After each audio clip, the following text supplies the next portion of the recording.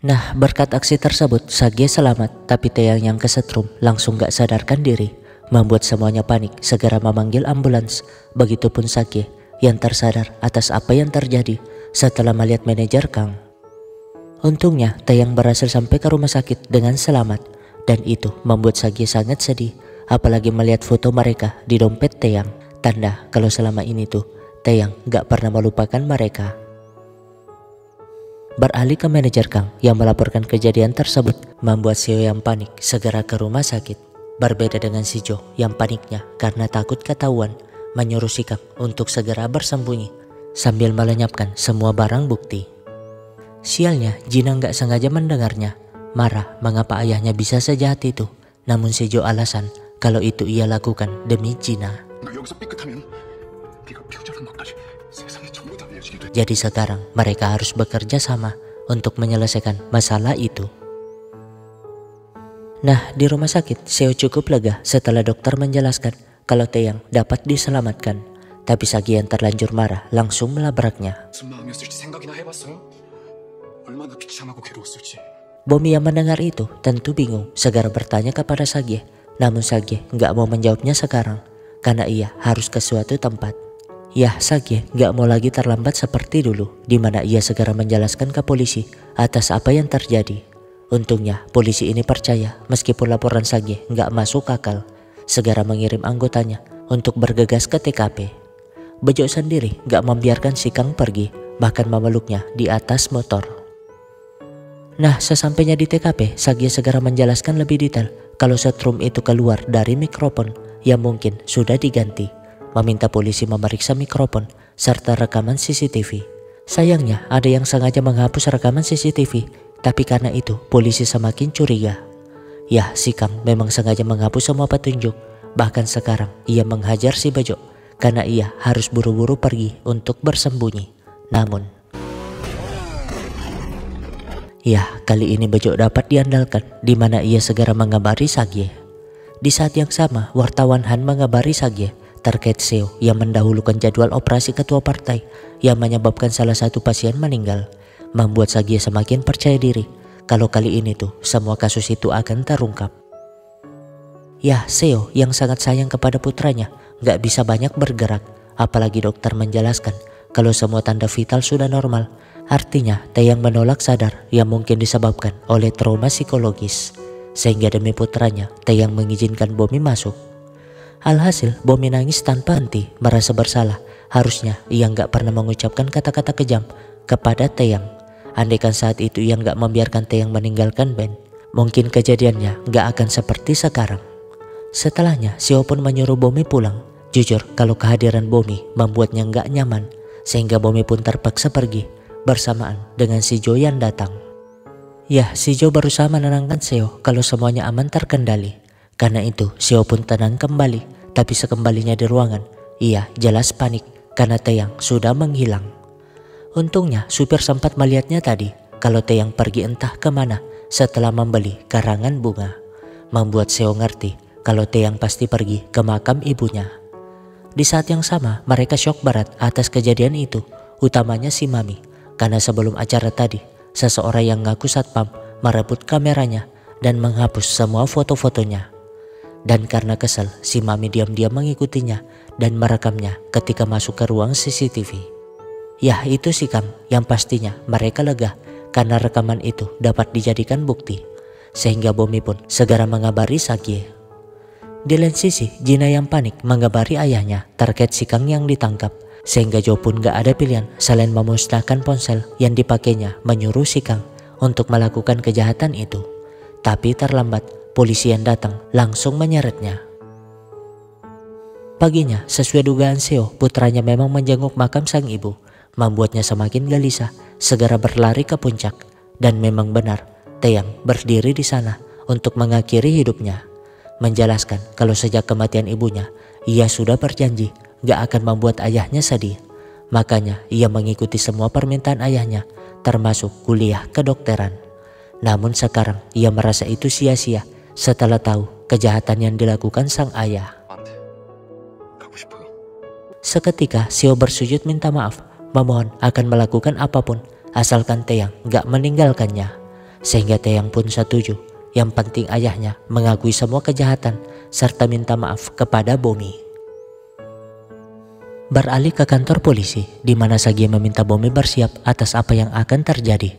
Dan Bomi yang gak ngerti kalau inti dari semua kasus itu adalah ibunya, tentu gak masalah, di mana mereka pun menunjukkan bukti video ketika si Kang menghapus CCTV di TKP.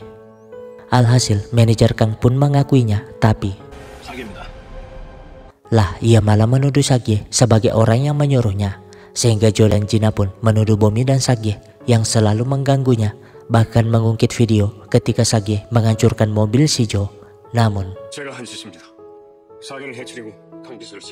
ya, Seo yang bertobat mengakui semuanya, membuat si Jo ngamuk. Namun Seo nggak peduli, menjelaskan semua kejahatan mereka, termasuk bagaimana ibu Bomi meninggal, di mana ia segera bersujud minta maaf di hadapan Bomi. Seketika Bomi ngamuk, gak terima atas fakta tersebut, meminta Seo mengembalikan ibunya. Andaikan saat itu Seo dan si Jo menolong ibunya, mungkin sekarang ia masih hidup bahagia bersama sang ibu.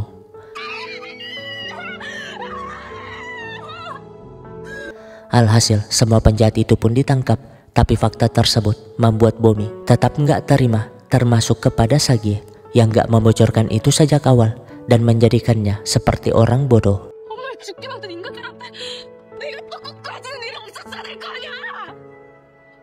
Sagie sih minta maaf, namun Bomi gak peduli lagi, bahkan berkata kalau ia gak mau melihat wajah Sagie lagi, membuat Sagie terdiam karena apa yang ditakutkannya benar-benar terjadi.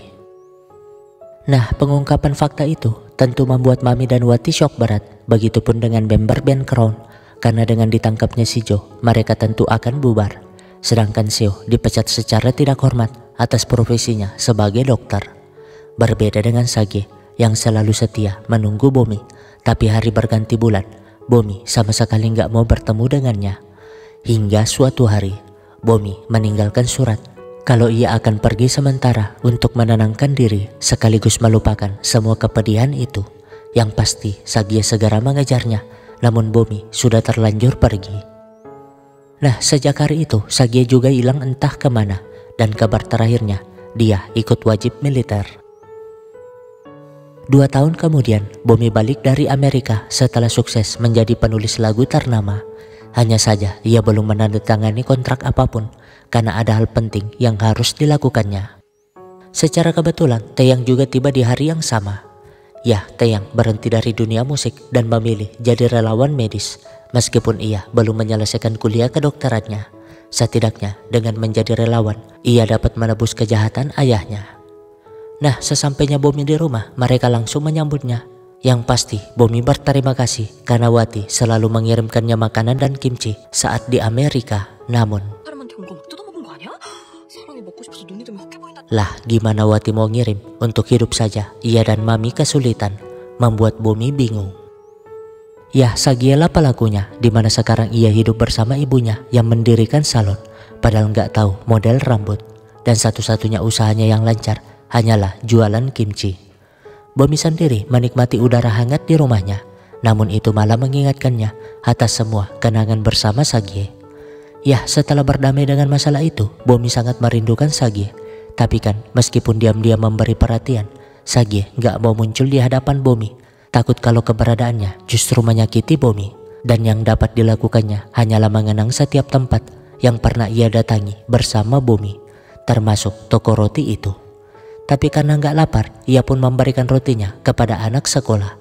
Yang pasti gadis ini diam-diam memotretnya, karena setelah kasus itu terungkap, para penggemar Sagie menunggunya. Nah, postingan itu seketika viral, dan Bomi yang selalu ngecek berita tentang Sagie jelas terkejut, di mana ia pun mengambil boneka yang sudah lama disembunyikannya, boneka yang Sagie lempar saat konser dulu. Dan yang mendapatkannya adalah Bomi, seolah-olah mereka memang ditakdirkan untuk bersama. Dan sekarang Udin Wati tiba-tiba mengajak Bomi minum, yang pasti Udin sadar dengan Bomi yang diam-diam mencari Sagie. Nah, sesampainya di tempat minum, mereka malah bertemu Taeyang. Namun Taeyang yang ngerti segera pamit pergi, dan tentu saja Bomi mengejarnya, menjelaskan kalau ia sudah berdamai atas semuanya. Toh Taeyang gak bersalah atas kasus itu, Jadi Bomi berharap agar mereka berteman seperti dulu. Seketika Taeyang tersenyum lega. Hanya saja ia memilih pergi karena nggak mau kehadirannya menyakiti Bomi. Paginya Taeyang memergoki Sagie di depan rumahnya. Ya, selama ini Sagie mencari tahu tentang Taeyang, memberikan sebuah flash disk sekaligus meminta agar Taeyang melanjutkan kuliah serta mimpinya menjadi musisi. Taeyang pun segera membuka flash disk itu yang ternyata berisi video kenangan mereka ketika mereka tertawa bersama. Ya, masa-masa penuh kebahagiaan yang sangat Taeyang rindukan membuatnya nangis sesenggukan karena ia selalu berharap untuk mengulang kisah tersebut. Sagie sendiri buru-buru ke tempat si Bejo yang kini punya label kecil-kecilan dan dialah yang jadi manajer band Crown. Tapi karena Sundar berak-berak, Sagie pun mengganti sementara meskipun dari balik layar karena Sagie masih belum ingin muncul di depan publik. Di lain sisi, Udin sebagai pembeli gitar itu menyuruh Sagie mengganti uangnya akibat Sagie nggak pernah tampil di publik. Dan karena Sagie nggak punya uang, Udin pun menyuruhnya menyerahkan gitar itu di kampus, membuat Sagie pusing karena lagi-lagi harus berpisah dengan gitarnya. Padahal mah Udin ingin mempertemukannya dengan si Bomi. Namun tiba-tiba Wati yang masuk langsung terkesima dengan kegantengan si Udin. Meskipun ia masih menuduh Udin meminjam setelan orang lain, membuat mereka kejar-kejaran hingga jatuh bersama. Mereka sih sudah sadar akan rasa cinta itu, namun ya pasti kocak sih jika Mami dan Wati tahu betapa kayanya si Udin. Beralih ke kampus, Bomi yang ngurus izin kuliahnya mencoba ke taman, tempatnya bertemu Sagie dulu. Tapi apa yang diharapkannya terjadi, Sagie ternyata sejak tadi di sana. Sagie si alasan ingin mengembalikan liontin itu, namun ya alasan Bomi belum tanda tangan kontrak dengan label manapun karena ia masih dengan cita-cita awalnya, yaitu punya label sendiri dan menjadikan Sagie serta band mereka sebagai artis pertama di labelnya. Menunjukkan boneka itu sebagai bukti kalau Sagie harus menjadikannya pasangan karena mulai sekarang Bomi nggak mau lagi berpisah. Jadinya mereka pun setuju untuk bersama sekaligus mengawali musim semi yang indah. Alhasil band mereka bersatu kembali dengan single perdana lagu Bomi yang ada di liontin itu dan tamat. Ya, seperti lirik dalam soundtracknya, drama ini menegaskan bahwa perpisahan dalam hidup maupun cinta bukan soal melepas kepergian seseorang, tapi bagian dari proses dalam memberikan ruang untuk masa depan. Lagian, perpisahan adalah bagian dari kehidupan yang pasti akan terjadi. Makanya, jangan pernah mengucapkan selamat tinggal, tapi katakanlah sampai nanti. Toh, hubungan yang tulus tak akan pernah mati, karena akan selalu tersimpan di dalam hati. Sekian dari saya dan terima kasih.